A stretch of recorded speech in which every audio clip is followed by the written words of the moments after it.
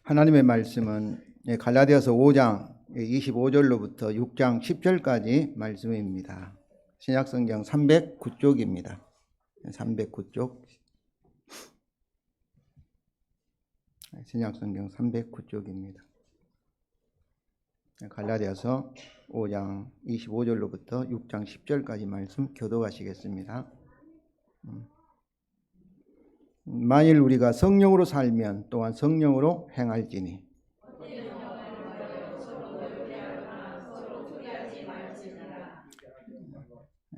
형제들아, 사람이 만일 무슨 범죄한 일이 드러나거든 신령한 너희는 온유한 심령으로 그러한 자를 바로잡고 너 자신을 살펴보아 너도 시험을 받을까 두려워하라.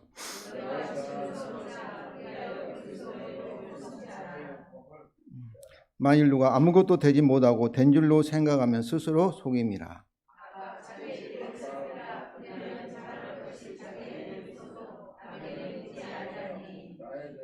각각 자기의 짐을 질 것이라.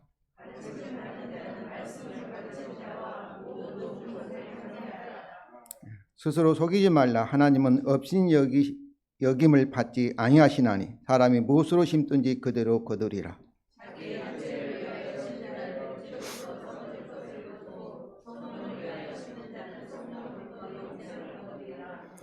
우리가 선을 행하되 낙심하지 말지니 포기하지 아니하면 때가 이름에 거두리라.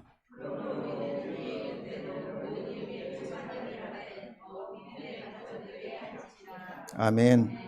성도 여러분, 우리는 서로 물고 뜯어먹는 동물과 같은 시대를 살고 있습니다.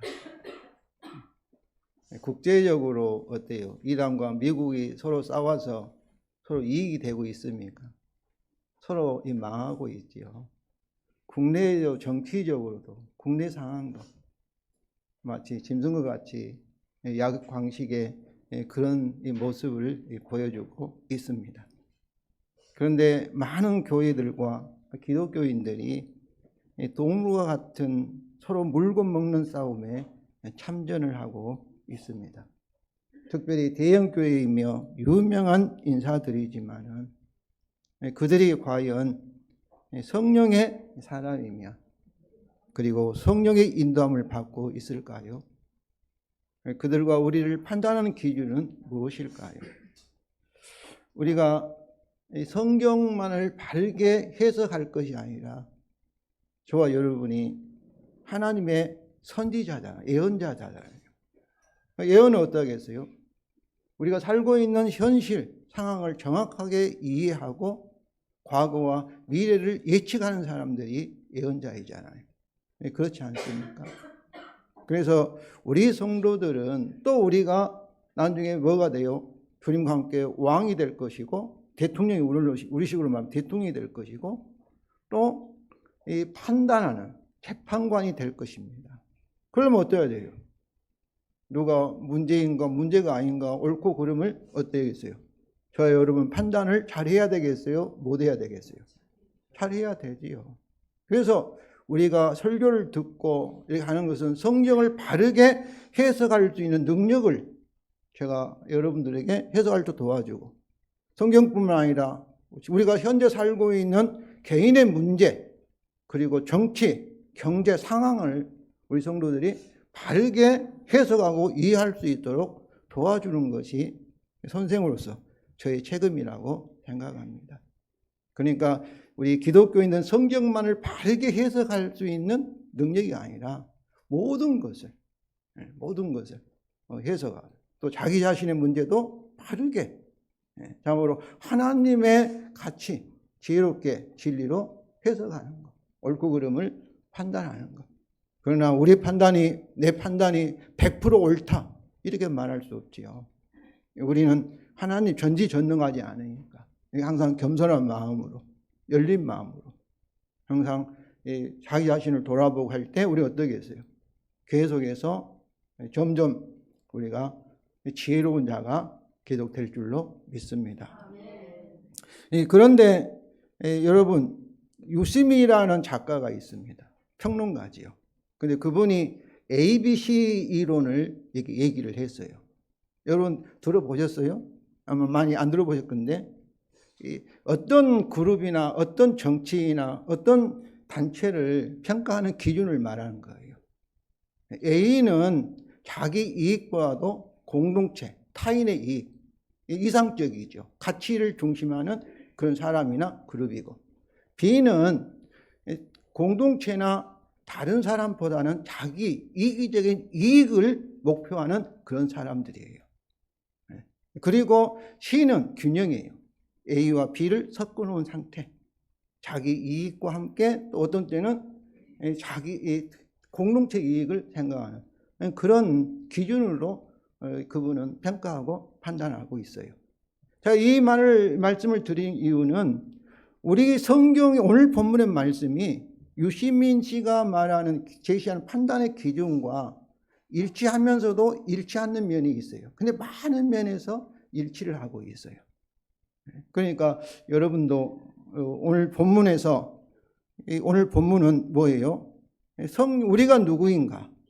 우리는 성령 받은 사람이다 하는 것과 그것에 근거해서 성령의 사람이니까 어떻게 행하라는 이런 권면들과 그리고 성령의 사람은 어떻게 행하면 안 된다는 그 부정적인 명령과 그리고 그 이유들로 되어 있는데 이것을 이끌어가는 이 구조가 성령과 육체의 대조입니다.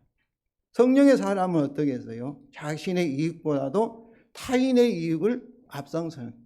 그러니까 우리의 사랑은 무슨 사랑이에요? 자기 희생적인 사랑. 예수님 같이.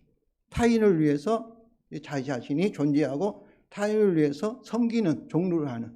이것이 성령의 사람의 특징이에요. 육체는 뭐예요? 육체는 자기 이익을 위해서 다른 사람을 동물처럼 다른 사람을 희생시키는 이런 그룹이 이 육체예요. 그러니까 유시민이 말하는 A는 예수님 같은 이타적인 사람. 그 B는 뭐예요? 육체적인 사람. 타락한 인간.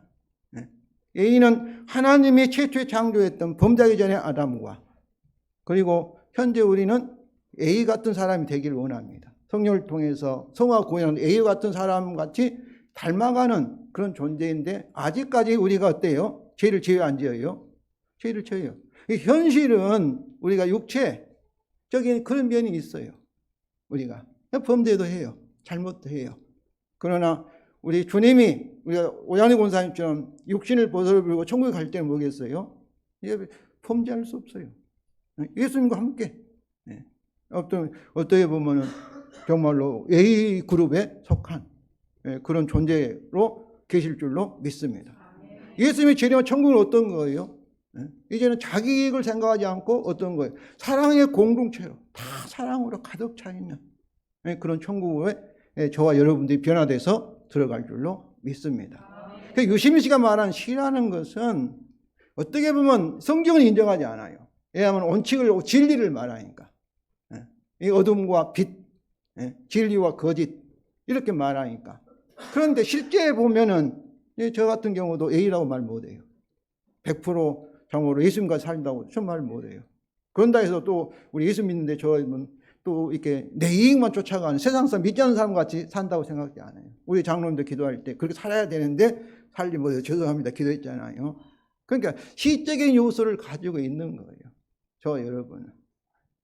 그래서 오늘 본문이 제가 송파 제일교회 있을 때 야고보서에 세상을 사랑하지 말라는 말씀을 본문을 설교하려고 선택했어요. 전도사 때. 그러니까 오래전 얘기죠. 그때 제게 일어난 질문이 세상은 어때요? 물고 뜯고 막 경쟁해가지고 그냥 이겨야만 살 수 있는 그런 느낌을 주는 것이 세상이잖아요. 그런데 세상과 사랑하지 않는 건 세상과 반대로 한마디로 말해서 예수님 같이 살면은 정말 내가 살 수 있을까? 그 질문이었어요. 그때. 왜냐하면 살 수 없을 것 같은 그런 느낌이 들었거든요. 또 하나의 질문은 나는 그렇게 살고 있는가? 이렇게. 세상을 사랑하지 않고 세상을 거슬러서 살아가고 있는가? 나는 살지 못하면 성도들에게는 살으라는 것은 그건 뭐겠어요? 나는 살려고 살지도 못하면 성도 살려는 것은 그거는 말이 안 되잖아요. 그래요, 그러네요. 그때 이 첫 번째 질문은 내가 해답을 얻었어요. 첫째 질문은 살 수 있다. 오늘 본문도 살 수 있다는 것을 말해줘요. A와 같이 살아도, 남을 위해 살아도.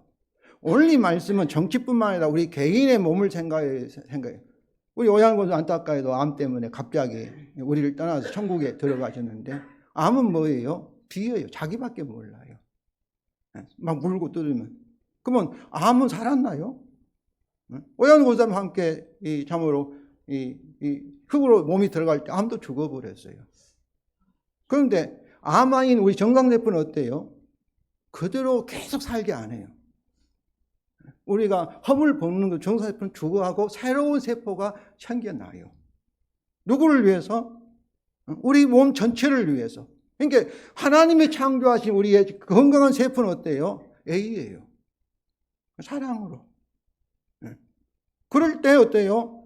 우리가 살아가고 있는 거예요. 그래서 하나님의 말씀은 단순히 성경에 있어 진리다, 하나님 말씀 진리가 아니다. 실제 우리가 생각하면 우리 주위에서 얼마든지 확인하고 그리고 찾을 수 있는 거예요. 왜냐하면 하나님이 이 세상을 창조할 때는 하나님의 말씀의 진리를 알 수 있도록 그런 무대로 하나님께서 복음의 드라마를 계획할 때는 그 무대를 많이 하나님께서 만들어 놨어요. 복음의 진리를 깨달을 수 있도록 우리의 삶을 통해서, 일상생활을 통해서 진리를 깨달을 수 있도록 그렇게 장치하면서 세상을 창조했어요. 그렇기 때문에 이 성경 말씀은 성경 말씀이다 한 거야. 실제 우리가 조금만 생각해 보면은 얼마든지 확인할 수가 있어요. 확인할 수가 있어요. 자, 그러므로 오늘 본문을 통해서 우리가 누구인지를 재확인하며, 그리고 성령의 열매, 성령의 증거인 사랑. 비라 하면 어떠죠? 그 사람은 성령의 사람이 아니에요. 성령의 인도를 받지 않는 사람이에요. 세상 사람의 특징이니까. 그리고 어떤 사람이 또 우리 자신이 성령으로 행하는가 안 하는가를 서로 판단하기를 원합니다. 첫 번째, 우리 신분이 우리가 누구인가를 전제한 가정법과 권고적인 가정법입니다. 5장 5절 26을 다 같이 읽겠습니다. 만일 우리가 성령으로 살면 또한 성령 행할지니 헛된 영광을 구하여 서로 노역해 하거나 서로 투기하지 말지니라. 그래서 행할지와 헛된 영광을 구하지 말라가 우리가 성령으로 살면의 이 가정법에 걸리는 조건들이에요. 다 가정 편제이기 때문에 만일 우리가 성령으로 살면의 조건에 걸려요. 그리고 우리말 성경은 서로 노역해 하거나 투기하지 말지니라고 명령으로 이렇게 번역돼. 이거는 분사 구문이에요. 분사는 헛된 영광을 구하지 말라를 설명하는 그런 구조예요. 그런데 그 헛된 영광을 구하지 말라가 명령일 때는 그것을 수식하는 분사도 명령으로 해석할 수도 있어요. 그러니까 우리 해석이 틀리지는 않았어요. 그러니까 우리가 노역해 하지 말라, 서로 투기하지 말라 이렇게 번역하여도 틀리지는 않았어요.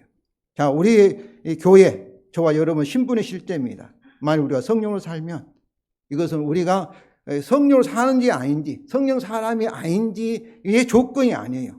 우리가 성령의 사람이라는 실제 사건을 조건으로 말한 거예요. 왜냐하면 저와 여러분 이미 성령을 받은 줄로 믿습니다. 로마서 8장 9절에 성령이 없는 사람은 어떤 사람이에요? 그리스도인이 아니에요. 그리스도의 영이 없으면 그리스도인이 아닌 거예요. 그러니까 저와 여러분은 다 성령의 사람이에요. 성령의 사람. 자, 두 번째, 성령의 사람의 긍정적 부정적인 증거입니다. 자, 5장 26절부터 6절. 성령으로 행할지 헛된 영광을 구하여 서로 노역해 하거나 서로 투기하지 말지니라. 자, 성령의 사람 어떻게 살아야 되겠어요? 성령으로 행해야죠. 이건 너무나 논리적이고 당연한 말씀이에요. 그러니까 성령의 사람의 증거는 뭐예요? 성령으로 행한다는 것이 증거예요. 그런데 부정적인 명령인 헛된 영광을 구하여 서로 노역해 하거나 서로 투기하면서 헛된 영광을 구하지 말라. 헛된 영광을 구하는 사람은 뭐예요? 성령의 사람이겠어요? 아니겠어요? 아니에요. 헛된 영광은 자기의 이익을 구하는 거예요. 자기 이익. 그런데 이익을 구하는 방법이 뭐예요?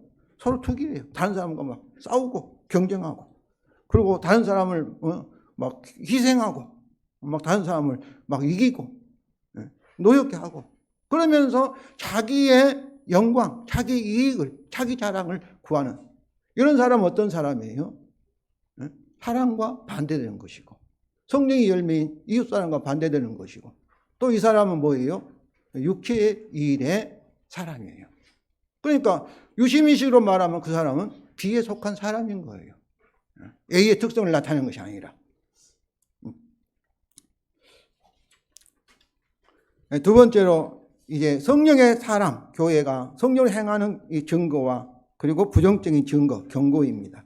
6장 1절부터 5절 우리 다 같이 읽겠습니다. 형제들아 사람이 만일 무슨 범죄한 일이 드러나거든 신령한 너희는 온유한 심령으로 그런 자를 바로잡고 네 자신을 돌아 살펴보아 너도 시험을 받을까 두려워하라. 너희가 짐을 서로 지라. 그래야 그리스도 법을 성취하라. 왜냐하면 만일 누가 아무것도 되지 못하고 된 줄로 생각하면 스스로 속임이라. 각각 자기 일을 살피라. 그리하면 자랑할 것이 자기는 있어도 남에게 있지 아니하리니 왜냐하면 각각 자기의 짐을 질 것이라. 이제 사도 바울은 어떤 예를 들어요? 어떤 사례를 들어요? 1절에서 형제들아 사람이 만일 무슨 범죄한 일이 드러나거든 드러나는 갑자기 생긴 거예요. 우리 안에 갑자기 어떤 성도가 범죄한 것이 드러났어요. 이게 하나의 예예요. 그러면 그에 대해서 우리가 어떻게 행해야 할 것을 지금 말하고 있어요. 1장, 자, 첫째는 명령과 공고입니다. 1장에 신령한 너희는 온유한 심령으로 그러한 자를 바로잡고 너희도 시험을 받지 않도록 네 자신을 살펴보면서 바로잡으라는 것은 뭐예요? 이전 상태로 회복하라 그 말씀이에요. 그를 되돌려서 회복시키라는 거예요. 신령한 너희는 뭐겠어요? 어떤 목사나 장로님만 해당된 거 아니라 성령 받은 모든 성도를 가르쳐요. 신령한 너희. 저 여러분도 성령의 사람인 줄로 믿습니다. 우리는 육체가 우리가 이 세상에 남아 살지만은 우리는 어디에 속했어요? 주님께 속한 그리스도 안에서 성령의 시대에 살고 있는 거예요. 저와 여러분은 성령의 사람이에요. 자, 그래서 또 온유한 심령으로 우리에게 번역해 놨어요. 우리는 이 영이란 게 이 성령이란 푸나티코라는 그런 성령인데 저는 성령으로 이해하고 싶어요. 성령으로. 온유한 심정도 이 말은 우리의 태도를 가리키잖아요. 온유한 자세로. 틀린 얘기는 아니에요. 왜냐하면 성령의 열매가 온유니까. 온유한 태도로. 그런데 저는 그냥 성령으로 이렇게 해석하고 싶습니다. 왜냐하면 성령을 행하라 했으니까. 그런 경우에 우리가 어떻게 하냐면 눈에 보이지 않지만 주님이 성령으로 와 계심을 믿습니다.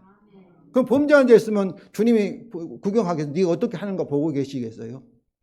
주님이 성령을 통해서 그를 회복하시려고 노력할 거예요. 그때 우리는 그 주님의 회복하는 그 과정에 참여하는 거예요. 우리가 내 자신도 내가 감동 못하는데 다른 사람을 어떻게 우리가 참으로 회복할 수 있어요? 옆에 도와줄 뿐이죠. 기도할 뿐이죠. 그런데 여기서 그래서 저는 이걸 뭐예요? 첫째로 이 온유한 성령으로 성령의 인도함을 따라서 그 범죄한 자를 회복하라는 것입니다. 근데 이때 이것이 뭐예요? 우리 잘못한 자 있으면 교회에서 막 비난하고 싸우고 막 다투고 실제로 그러잖아요. 교회에서. 근데 여기서 이걸 권징이라고 말해요. 법률적 용어로. 교회에도 헌법이 있어요. 권징인데 비난이나 처벌이 아닙니다. 뭐예요? 사랑이에요. 그를 용서하고 그를 회복하도록 사랑하고 기도하고 이것이 권징의 목적이에요. 심지어 여러분 우리나라에서 감옥을 뭐라고 하나요? 감옥을 뭐라고 불러요? 감옥을? 여러분 감옥을 뭐라고 불러요?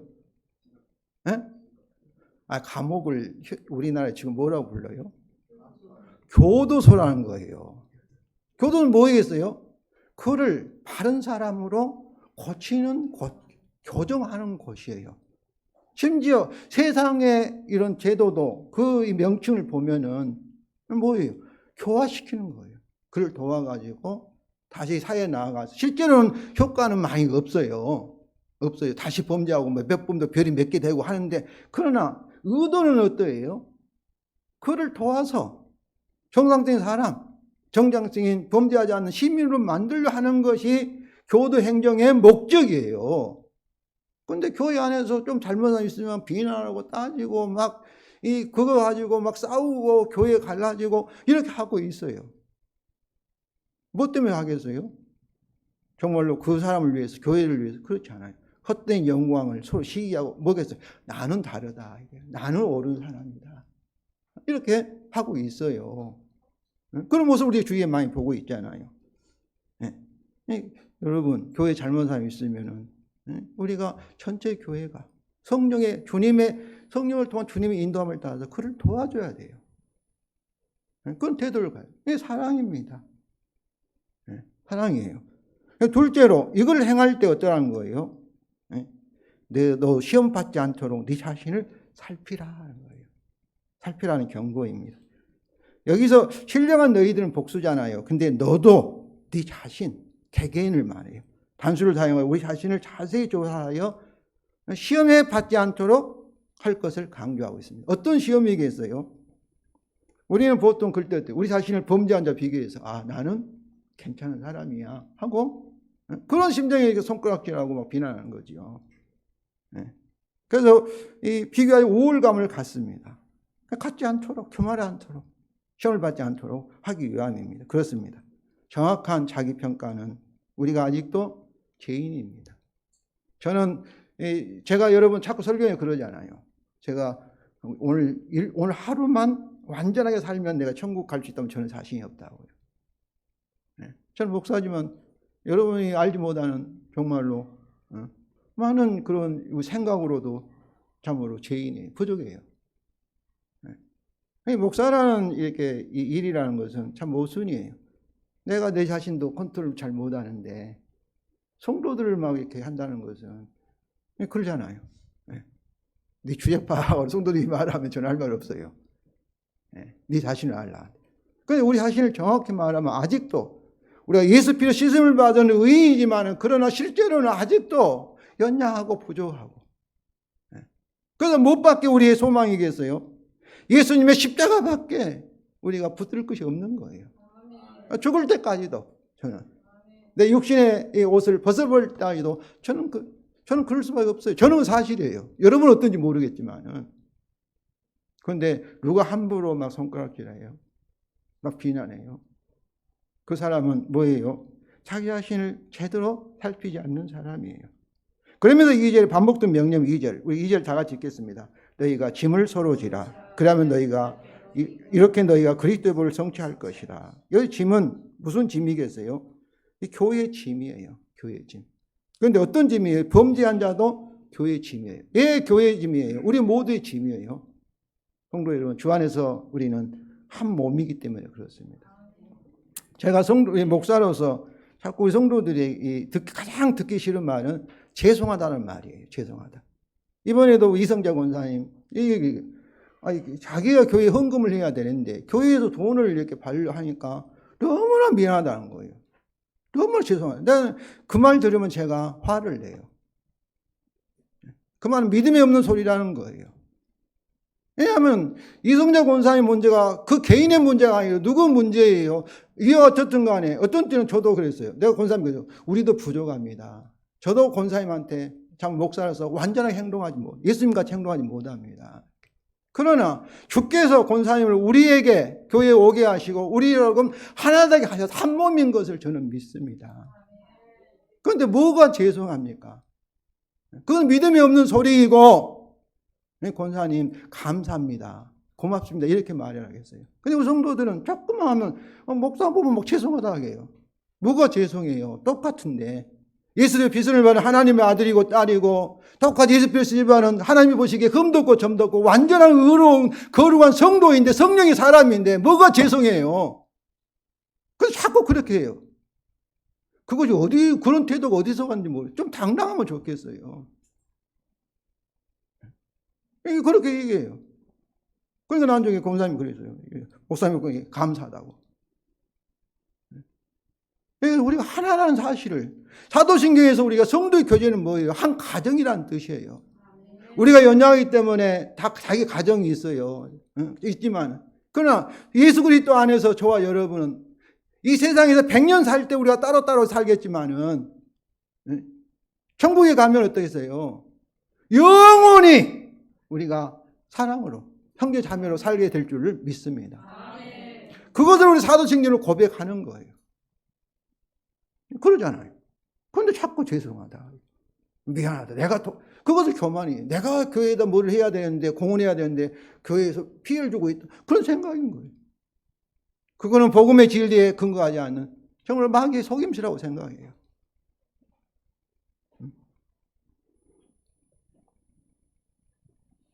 그런데 여기서 서로 짐을 지라, 그리하면 너희가 이렇게 그리스도법을 성취하라는 것은 로마서 5장 13절 14절 말씀의 다른 표현입니다. 형제들아, 너희가 자유로 부르심을 입었으나 그 자유로 육체의 기회를 삼지 말고 오직 뭐라고요? 사랑으로 서로 종루를 하라. 온 율법은 내 이웃 사랑하기를 내 자신같이 하라는 한 말씀에 이루어졌나니. 여기서 사랑으로 종루를 하라는 뭐예요? 너희가 짐을 서로 지라의 다른 표현입니다. 종은 뭐예요? 다른 사람의 짐을 지는 자가 종이기 때문에 그렇습니다. 그리스도의 법은 그리스도가 십자가에서 우리 죄의 짐을 짊어지심으로 온 율법을 완성하신 그의 사랑의 법이에요.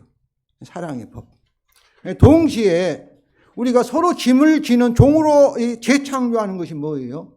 그의 복음, 새 언약의 법입니다. 고린도서 4장 5절에 우리 다 같이 읽겠습니다. 우리는 우리를 전파하는 것이 아니라 오직 그리스도 예수의 주 되신 것과 또 예수를 위하여 우리가 뭐라고요? 너희의 종된 것을 전파합니다. 그러니까 이 복음을 알면 어때요? 예수님이 날로 십자가에 죽으시고 부활하셔서 모든 만물의 주가 되시고 우리의 남편이 되시고 왕이 되신데 우리는 그의 소유, 그의 아내, 그의 몸, 지체. 동시에 우리는 어떤 거예요?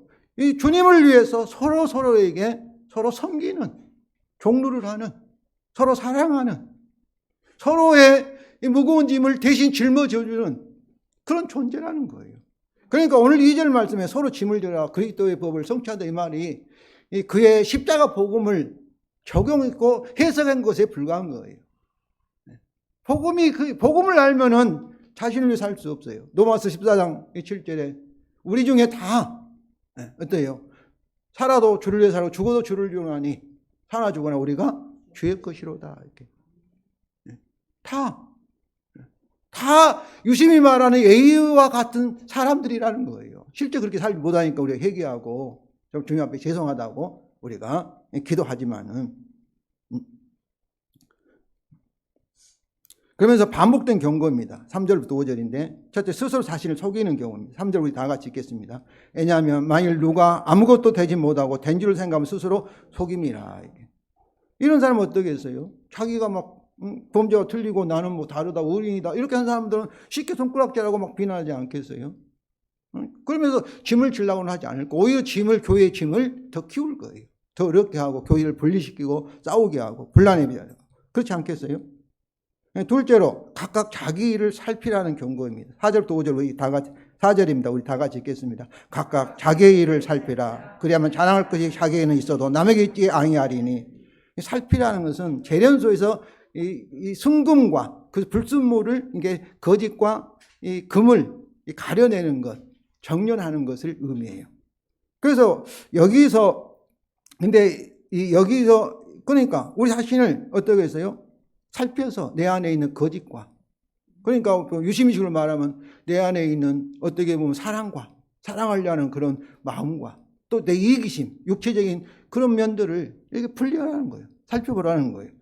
그러면 그렇게 했을 때 내 안에 있는 거짓과 진리를 구별해냈을 때 뭐가 일어나냐면, 그리하면 자랑할 것이 자기에게는 있어도 남에게 있지 아니하리니 했어요.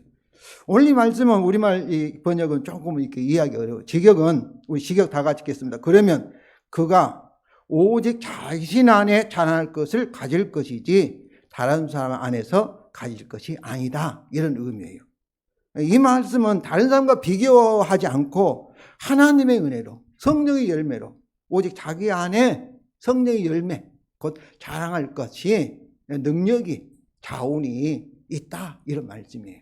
그래서 다른 사람과 비교하지 말라는 거예요. 비교하지 말라는 거예요. 이는 각각 자기의 일을 살피는 방법을 암시합니다. 그래서 각각 자기를 살피는 방법은 뭐로 해야겠어요? 그리스도 참된 말씀의 기준으로 각각 자기 생각과 행동을 살펴보면은 성령 공동 교회의 짐을 질 수 있는 자신의 능력이나 또 자신의 성품을 정확하게 확인할 수가 이해할 수가 있습니다. 교회에 필요한 것들이 내 주님이 주시는 내 형편과 처지에서 내가 얼마만큼 짐을 질 수 있는가, 그것을 알게 된 거예요. 되지도 않으면서 막 모든 곳, 어떤 분은 그래요. 우리가 지하실이니까 목사님 돈 걱정하지 마, 내가 집 팔아가지고 하겠다는데, 내가 그분한테 그래요. 집사님한테, 집사님 집을 팔 필요가 뭐였어요? 우리 집사님이 주시는 그 집도 하나님의 가정도 하나님이 세운 기관이고 교회도 하나님의 기관인데 그럴 필요가 뭐 있겠어요? 그렇게 한다면은 우리가 하나님이 원하시면은 또 교회가 진짜 필요하다면은 내 목숨까지도 내놓아야 되는 거예요. 순교라도 각오해야 돼요. 그런데 그럴 필요 없잖아요. 아직 우리 예배 드릴 수도 있고 있는데. 그렇잖아요. 내가 그런 얘기 했어요.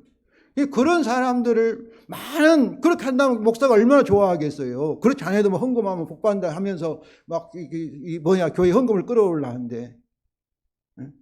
그분은 우리 교회 안 나오시지만, 아직 안 나오시지만, 제가 그랬어요. 그래서 거절했어요. 정말 하나님께 원하시면은, 내게도 그런 음성을 들려주지 않겠어요? 그런 분들이 정말 거짓 목사들의 참으로 어때요? 이용되기가 쉽지요. 잘한다, 믿음 좋습니다 하면서. 그렇지 않겠어요? 근데 주님이 그렇게 역사하시겠어요? 여러분, 감당할 만큼 또 자기 처지에 맞도록 가난한 사람은 가난한 사람답게 그렇게 감당하는, 시간이 없으면 시간이 없게 우리가 꼭 주일날 꼭 교회 와서 예배드리면 저는 안 해요. 사정이 주일날 직장에 나갈 수밖에 없으면은 주님 모시고 그 자리에서 주님 생각하시고 예배예요. 그렇지 않겠어요? 그런 자유함이 저와 여러분에게 있는 줄로 믿습니다. 그러니까 핑계 대라는 거 아니에요. 할 수만 있으면 모여서 예배 드리면 좋지요. 같이 예배 드리면. 그렇지 않아요? 그래서 어때요? 만일 다른 사람, 특히 범죄한 자와 비교하여 자기 자신을 바르게 평가하지 못하면 교회 짐을 질 수 없을 뿐만 아니라 또 자기 자신을 바르게 평가할 이유는 뭐예요? 5절이죠. 왜냐하면 각각 자기의 짐을 질 것이기 때문이라. 그러니까 그리스도의 법을 성취하는 교회의 전체 짐을 나누어 지는 일에 있어서 오직 하나님께서 각 사람이 나눠주신 믿음의 분량대로, 하나님 주시는 자원의 능력대로, 믿음의 분량대로 지혜롭게 각각 자기에 맞는 짐을 질 수가 있기 때문입니다. 그래서 성도 여러분, 이것에 따라 우리가 교회의 짐을 각각 자기만을 짐을 지고 주님께 충성할 때 우리는 언젠가 하나님의 종말의 심판대 앞에 서게 될 것입니다. 그때 잘했다, 충성이구나, 그 칭찬을 받으시고 좀 썩지 않은 영원한 그런 멸류관을 다 받는 성도들이 되시기를 바랍니다. 셋째로, 성령의 사람을 증거는 말씀을 가르쳐 모든 좋은 것을 나누는 것입니다. 그 네 번째, 성령의 사람의 증거는 사랑으로 역사하는 믿음입니다. 7절과 10절입니다. 첫째, 스스로 속이지 말라는 권면과 그 의미. 7절, 8절 다 같이 읽겠습니다. 스스로 속이지 말라. 자, 하나님은 없인 여김을 받지 아니하시나니, 왜냐하면 사람이 무엇을 심든지 그대로 거둘 것이기 때문이다. 왜냐하면 자기 육체를 위하여 심는 자는 육체로부터 썩어질 걸 거두고 성령을 위하여 심는 자는 성령으로부터 영생을 거둘 것이기 때문이다. 저는 여기서 유시민 씨는 교회 안 다니는 사람이잖아요. 제가 전도사 때 아주 한 30년, 40년 전에 전도사 때 질문했던, 우리가 살 수 있을까 해서 저는 살 수 있다고 믿습니다. 하나님이 계시니까. 그리고 우리 힘으로 한다면 할 수 없어요. 그럼 누가 하셔요? 주께서 성령을 통해서 하시기 때문에. 저는 제 겁이 많은 사람이에요. 죽음이 두렵습니다. 순교할 수 없을 것 같아요. 그런데 순교할 줄을 믿습니다. 주께서 저를 통해서 강하게 하시고 죽음을 이기게 하시면 이길 줄로 믿습니다. 이것이 믿음이에요. 우리가 참으로 탄삼을 위해서 내가 종을 섬길 때 절대 손해 아니에요. 지혜라는 것은 내 이익을 취하는 것이, 이익대로 생각하고 판단하고 행동하는 게 지혜입니다. 그런데 눈앞에 비일한 사람, 자기 이익만 본 사람들, 헛된 영광을 구한 사람들은 눈앞의 이익만 생각해요. 그런데 저와 여러분은 이 세상뿐만 아니라 보이지 않는 영원한 천국까지 우리는 생각하여서 절대로 하나님께서 하나님 말씀대로 자기 자신을 희생하고 남을 사랑하고 그의 남의 짐을 대신 종처럼 섬기는 사람에게는 어떻겠어요? 하나님께서 그 보상하시겠어요? 안 하시겠어요? 그게 하나님의 언약이에요. 그러니까 스스로 속임을 당한 사람이에요. 이렇게 해도 내가 망할까? 이렇게 해도 살 수 있을까? 믿음이 없는 사람이에요. 하나님을 믿지 못한 사람이에요. 그 언약을 믿지 않고 거기서 미혹되는 것은 하나님을 무시하는 것입니다. 하나님 말씀을 믿지 못하는 거예요. 이는 사람이 무엇을 심든지 그대로 거두게 하실 창조 언약의 하나님이시며 자기 육체를 위하여 심는 자는 육체로부터 썩어지기를 거두게 하시는 율법 언약의 하나님이시며 성령을 위하여 심는 자는 성령으로부터 영생을 거두게 하실 새 언약의 하나님이시기 때문에 그렇습니다. 천지가 흔들릴지라도 성도 여러분 새 언약 될 줄로 믿습니다. 이 세상뿐만 아니라 저 세상에서라도 저는 반드시 하나님께서 우리에게 보상하실 줄로 믿습니다. 그래서 선을 행하면서 낙심하지 말라는 권면과 그 이유입니다. 이 마찬가지예요. 우리가 선을 행하되 낙심하지 말 때, 왜냐하면 뭐예요? 포기하지 않으면 때가 이름에 거둘 것이에요. 이 때라는 것은 하나님이 정한 세상의 종말의 시간, 예수님 재림할 때 이 세상을 심판할 시간, 또 개인적으로 우리 오양리 권사님처럼 개인적인 종말의 심판의 시간이에요. 때가 이르면 우리 오양리 권사님에도 영광이 있어요. 영광 하나님께서 주실 줄로 주셨으면 이미 주신 줄로 믿습니다. 그러니까 우리는 눈에 보이는 세상만이 아니라 하나님이 정한 시기에 우리에게 유익을 줄 것을 믿기 때문에 어때요? 우리가 성을 행하면서 낙심하지 않습니다. 지금 당장 좀 이렇게 넘어지고 실패한 것 같이 보이지만 절대 실패가 아니에요. 우리 인생 누구 거예요? 주님의 것이고 주님이 책임지신 줄로 믿습니다. 이제 결론이면 10절 우리 다 같이 읽겠습니다. 그러므로 우리는 기회 있는 대로 모든 이에게 착한 일을 하되 더욱 믿음의 가정들에게 할지니라. 여기 기회라는 말도 이 9절에 이 때라는 말과 똑같아요. 카이로스 똑같아요. 하나님의 정하신 종말의 시간인데 이것은 착한 일을 행할 가능성이 있으면 언제든지 해야 한다는 그런 의미가 아니에요. 지금 현재 저와 살고 있는 시간은 종말의 시간인 줄로 믿습니다. 지나가 버려요. 그렇기 때문에 에베소 5장 16절 뭐예요? 세월이 악하니까, 때가 악하니까 지금 시간을 우리가 세이브하라, 저축하라. 어디에? 천국에. 하나님의 상급을 위해서 구속하라. 그런 말씀이에요. 그러니까 어떤 거예요? 하나님께서 반드시 약속대로 하시는 분이시기 때문에 지금 당장 자기 이익을 헛된 영광을 구하는 세상 사람 같이 살지 말라는 거예요. 손해가 되는 것 같지만은 죽는 자 같지만 결코 손해가 아니고 가난한 자 같지만은 결코 가난하지 않는 우리 눈에 불행같이 보이지 않는 세상 사람 보이지 결코 불행하지 않는 왜냐하면 영광의 영광으로 주께서 저와 여러분을 인도하고 계심을 믿습니다. 이처럼 예수를 믿는 사람은 세상을 보는 눈, 세상을 해석하는 그 기준이 달라요. 이런 사람이 영안이 열린 사람이고 하나님의 눈으로 세상을 해석하는 사람인 거예요.